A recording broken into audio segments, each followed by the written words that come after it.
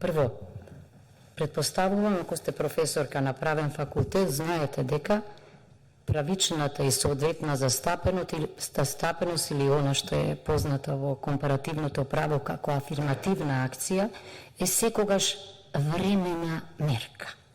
Значи не е трајна, не се конституционализира. Кај нас е така.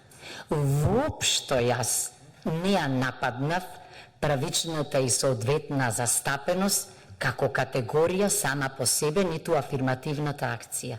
Само реков дека таа не смее да биде една и единствена, туку треба да биде една од многуте или еден од многуте критериуми.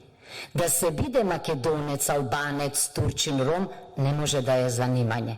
Што значи правично?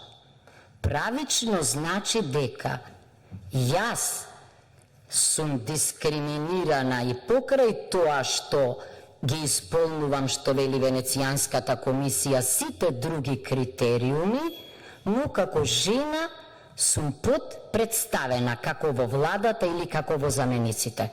Да ве подсетам, и во извештаите годишни на Европската комисија пишува дека многу внимателно треба да се постапува со принципот на правичната и соодветната застапеност. Случајот со Босна и Херцеговина. Сејдичи Финци, ве молам, што рече судот во Страсбург?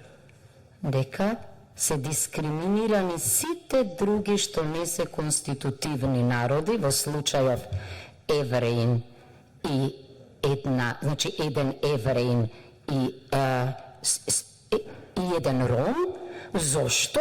Бидејќи во Босна само трите конститутивни народи.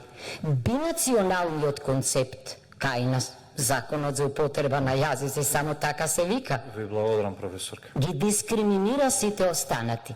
Значи, стручноста и компетентноста мора да биде прва, па потоа етничката, верската, родовата или било која друга застапеност, ако сакаме ние да одиме напред. И јас воопшто немам во овој поглед резерви, впрочем, да ве подсетам, кој ми бил асистент мене на погрешна порта тропате, и кога немало таков критериум, јас сум водела сметка, водена од стручната и компетентност на оној што ќе ме наследи и ќе биде подобар од мене, а не е македонец. Благодарам.